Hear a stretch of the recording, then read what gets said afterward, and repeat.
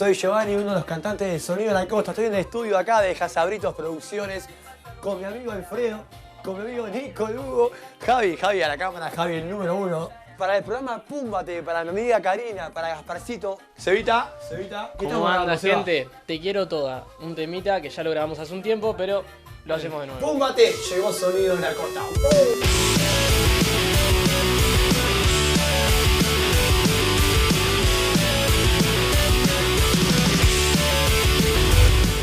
Esta canción se la hice a mi mujer cuando yo tenía 18 años, en la década del 60. Me pongo sentimental.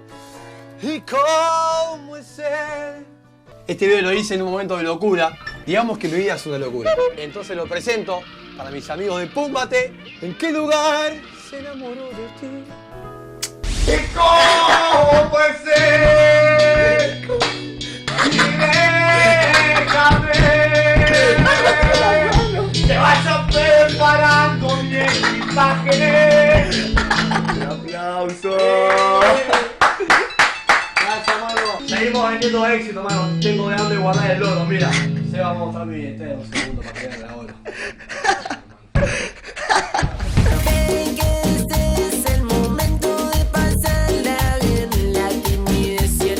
Esta patada a mi amigo Seba le encanta. ¿Por qué te encanta esa patada, Sebastián? Yo soy un zaguero muy rústico. Si no pasa la pelota...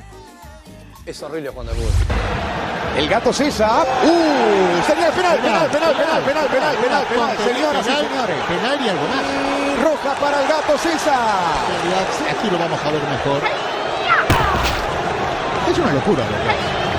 Es una locura lo que hace el árbitro. Hacemos acá la jugada. Yo tiro, me hace una patada acá, tiene que ser bien de la frente para que salga. ¡Oh! ¡Bajó así! ¡Sí! Fue en vivo. No te metas.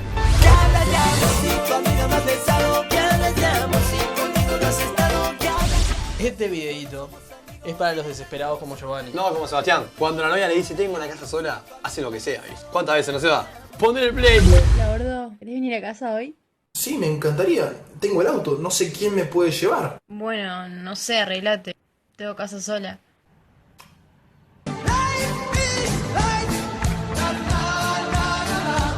Bueno, gente, este fue el historial de videos con Sonido de la Costa.